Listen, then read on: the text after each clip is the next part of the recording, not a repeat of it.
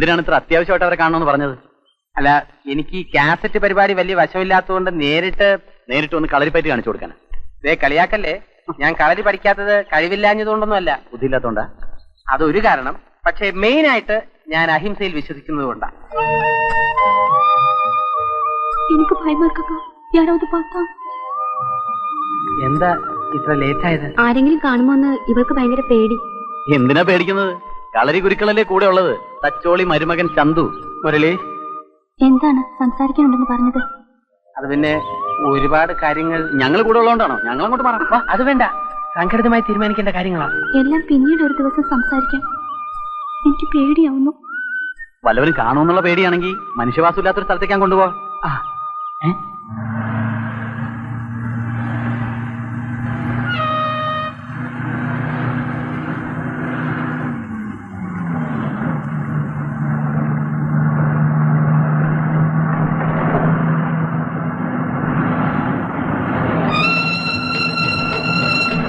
ഒന്ന് വണ്ടി നിർത്തണം, ഒരാളിറങ്ങുന്നുണ്ട്. ഡ്രൈവർ, മനുഷ്യ, ഒന്ന് വണ്ടി നിർത്തണം, ഒരാളിറങ്ങണം. ഹലോ, പറഞ്ഞാൽ വണ്ടി നിർത്തരില്ലേ? പറഞ്ഞാൽ നിർത്താത്തതുകൊണ്ടാണല്ലോ അടിച്ചു നിർത്തിയത്. എവിടുന്ന് വരണ കുറ്റി മറിച്ച് ഊളം പറഞ്ഞു പോടോ.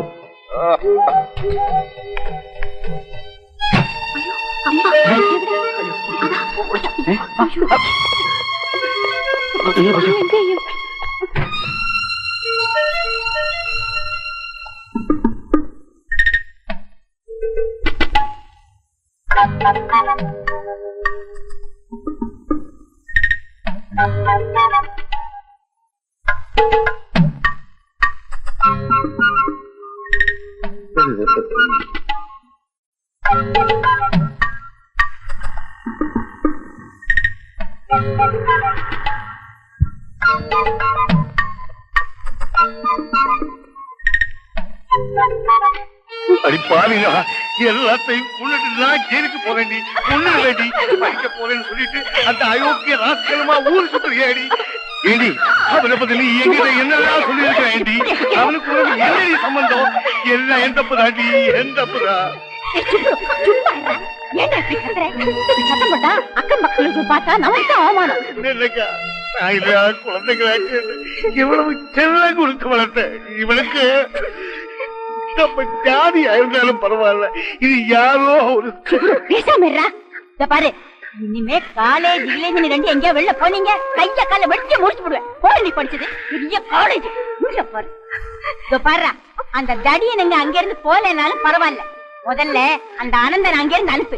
அவனுக்கு கயிறு பால் நெய் அவன் தலையில கொட்ட കട്ടയില പറയാൻ ശനിയം പിടിച്ചവൻ.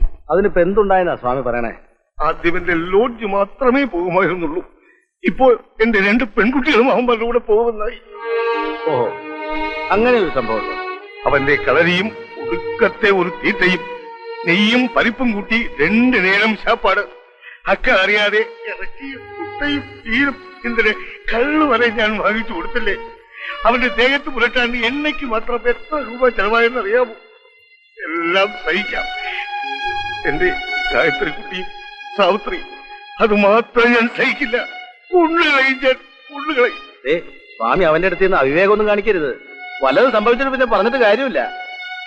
അവൻ ചൂണ്ടുപറമ്പ് അറിയാവുന്നവനാ.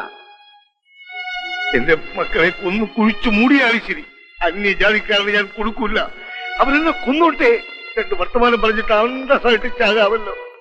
സ്വാമി സ്വാമി സ്വാമി അവിടെ നിന്നേ. സ്വാമി ഇങ്ങനെ നിയന്ത്രണം വിടരുത്. ഞാൻ കൂടി വരാം. നമുക്ക് ഒരുമിച്ച് സംസാരിക്കാവുന്നത്. ഇനി സംസാരിച്ചിട്ട് എന്താ പ്രയോജനവും കിടയാറ്. സ്വാമിയുടെ വിഷമം എനിക്കറിയാം. എടുത്തിയാടി എന്തെങ്കിലും അവിവേകം കാണിച്ചാൽ ദുഃഖിക്കേണ്ടി വരും. ഇതിനേക്കാൾ എന്താണ് വലിയ ദുഃഖം? സ്വാമി, ഞാൻ പറയുന്നത് കേക്ക്. സ്വാമി കടയിൽ പോയി. ഞാൻ വരാമെന്ന് പറഞ്ഞാൽ വരും. വേദന. ആമാ, അതുണ്ടോ വാസുവേ? ഇവിടെ തലവലാദികളിൽ നിന്ന് സ്വാമിയുടെ മക്കളെ രക്ഷിക്കാൻ വേണ്ടിയിട്ടാ തന്നെ ഞാൻ ഇവിടെ കൊണ്ടുവന്നത്. പക്ഷെ താൻ എന്നോട് ചതി ചെയ്യാൻ പാടില്ലായിരുന്നു. ഞാൻ എന്ത് ചതി ചെയ്തെന്നാ മാഷി പറയുന്നത്? ആരുടെയും മനസ്സ് വേദനിപ്പിക്കാൻ പാടില്ല എന്ന കാര്യത്തിൽ എനിക്ക് നിർബന്ധമുണ്ട്. പ്രേമന്റെ ശല്യത്തിൽ നിന്നും സാവിത്രിക്കുട്ടിയെ രക്ഷിച്ചതിന്റെ നന്ദി സൂചകമായി ആ കുട്ടി എന്നെ സ്നേഹിച്ചു. അങ്ങനെ ഞാനും ആ കുട്ടിയെ സ്നേഹിക്കാൻ നിർബന്ധിതനായി തീർന്നു. അത്രേ ഉള്ളൂ. എടോ, കളരി അഭ്യാസം അറിയാമെന്ന് വെച്ച് എന്ത് തോന്നിവാസം കാണിച്ചാൽ ചോദിക്കാനും പറയാനും ഇവിടെ ആളില്ലെന്നാണ് തന്റെ വിചാരം. സ്വാമി എന്നെ തല്ലില്ലെന്ന് മാത്രമേ ഉള്ളൂ. എന്റെ ഉത്തരവാദിത്തത്തിലാ തന്നെ ഇവിടെ കൊണ്ടുവന്നിട്ടുള്ളത്. എനിക്കൊരു പ്രശ്നം വരുമ്പോ അപ്പുണ്ണി മാഷെങ്കിലും എന്നോടൊപ്പം ഉണ്ടാവുമെന്നാ ഞാൻ വിചാരിച്ചത്. ഇതിൽ നിന്നും ഒഴിഞ്ഞു മാറാമെന്ന് അപ്പുണ്ണി മാഷ് വിചാരിക്കണ്ട. പയ്യോളിയിൽ കളരിയും അഭ്യാസവുമായി ഒതുങ്ങിക്കഴിഞ്ഞിരുന്ന എന്നെ ഇവിടെ കൊണ്ടുവന്ന് സാവിത്രിക്കുട്ടിയുമായി അടുക്കാനുള്ള സാഹചര്യം എനിക്കുണ്ടാക്കി തന്നത് മാഷാണ്. ആരെ? ഞാനോ? അതെ. ഇനി ഞങ്ങളെ ഒന്നിപ്പിക്കേണ്ടതിന്റെ ഉത്തരവാദിത്വവും മാഷിന്റേതാണ്. അതെ മാഷ്, സാവിത്രിക്കുട്ടി ഇല്ലാതെ ഇനി എനിക്ക് ജീവിക്കാൻ പറ്റില്ല. ഇനി ഒരു നിമിഷം നിന്ന് ഇവിടെ കണ്ടുപോകുന്നത്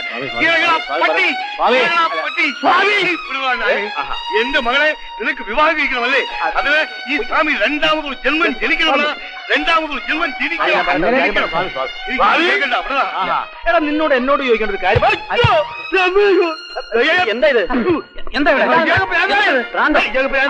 ഈ സ്വാമിക്ക് എല്ലാവരും കൂടെ എന്നെ ഭ്രാന്ത് പിടിപ്പിച്ചു. എടാ ദ്രോഹി, എന്റെ പെൺകുട്ടികളെ മയക്കി എടുക്കാൻ നിങ്ങൾ എല്ലാം ഒന്നായി അല്ലേ? പ്രശ്നം ഉണ്ടാക്കരുത്. നിയമപരമായി നോക്കിയാൽ പ്രായപൂർത്തിയായ പുരുഷനും സ്ത്രീക്കും ഇന്ത്യയിൽ ഒന്നും പറയണ്ട.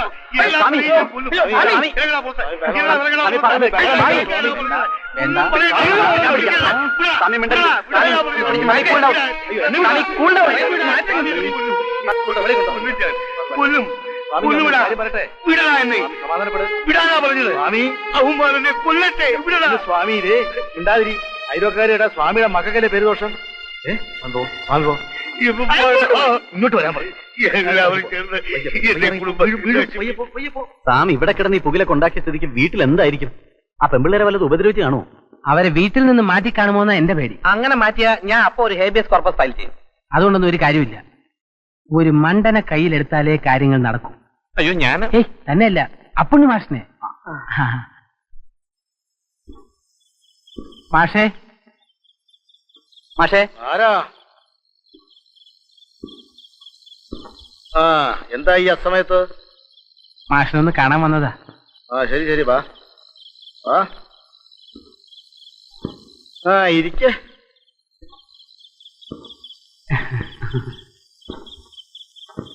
എനിക്ക് ഈ നാട്ടിൽ മാഷിനെ അല്ലാതെ വേറെ ആരെയും പരിചയമില്ല. തുറന്നു പറയാമല്ലോ മാഷേ, സ്വാമിയല്ല ഈ ലോകം മുഴുവൻ എതിർത്താലും ശരി, സാവിത്രിക്കുട്ടിയെ ഞാൻ സ്വന്തമാക്കാം. അതുപോലെ തന്നെ എന്റെയും ഗായത്രിയുടെയും കാര്യവും. അല്ല, നിങ്ങൾക്ക് പ്രേമിക്കണമെങ്കിൽ സ്വന്തം ജാതിയിൽപ്പെട്ട ആരെങ്കിലും ആകാമായിരുന്നില്ലേ? ഈ ബ്രാഹ്മണ കുടുംബത്തിൽപ്പെട്ട കുട്ടികളെ തന്നെ വേണമെന്നെന്താ അത്ര നിർബന്ധം? അല്ല, അതിപ്പോ കുലവും ജാതിയൊക്കെ നോക്കിയിട്ട് പ്രേമിക്കാൻ പറ്റുമോ മാഷേ? നമ്മുടെ പരാശര മുനി തന്നെ ഒരു മുക്കോ സ്ത്രീയല്ലേ വിവാഹം കഴിച്ചത്. അതെന്നാ? അത് പുരാണമല്ലേ, അതിന് പ്രത്യേകിച്ച് ഡേറ്റ് ഒന്നുമില്ല. ഇതെന്താ? ഗൾഫിൽ നിന്ന് എന്റെ ഒരു സുഹൃത്ത് വന്നപ്പോ കൊണ്ടുവന്നതാ. ബൊക്കാർഡി ഗോൾഡ് റിസർവ് റം.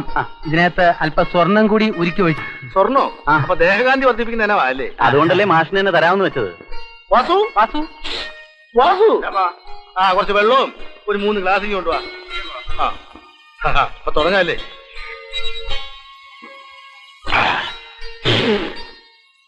അടിക്കണമെങ്കിൽ ഫോറിനടിക്കണമെന്ന് പറയുന്നത് ഇതാ. ഒരിക്കലും ഞാൻ നിങ്ങളുടെ ശത്രുവല്ല. നിങ്ങൾക്ക് ഇപ്പൊ എന്താ വേണ്ട? സ്വാമി ആളൊരു കള്ളനാ. നിങ്ങൾക്കറിയാവോ, പണ്ട് പൂജപ്പുര ആര്യഭവൻ ഹോട്ടലിൽ പണ്ടാരിയായിരുന്നു ഈ ശവം. അവിടുത്തെ ഹരിഹരയ്യരുടെ മകൾ ശാരദാമ്പാളിനെ പ്രേമിച്ച് കട്ടോണ്ട് പോകുന്നതാ. നേരെ ചുവ കൊണ്ടൊന്നുമല്ല. ആ പാരമ്പര്യം ഈ മക്കള് കാണിച്ചാൽ എന്താണോ തെറ്റ്? ഞങ്ങളിപ്പോ എന്താ ചെയ്യേണ്ടത് മാഷേ? കട്ടോണ്ട് പോട്ടെ? അതൊന്നും വേണ്ട മക്കള്, ഞാൻ പറയുന്നത് പോലെ ചെയ്താൽ മതി. നിങ്ങൾ ലോഡ്ജിൽ നിറങ്ങേണ്ട ഒരു കാര്യമില്ല. ലോഡ്ജും കടയും പെൺപിള്ളേരുടെ പേരില്ല. കല്യാണം കഴിഞ്ഞാൽ നീ ലോഡ്ജ് നടത്തിക്കും. നിനക്ക് പണിയൊന്നുമില്ലല്ലോ, നീ ഹോട്ടലും നടത്തുക. സ്വാമിയെ നമുക്ക് അവിടുന്ന് പൂജിക്കാം.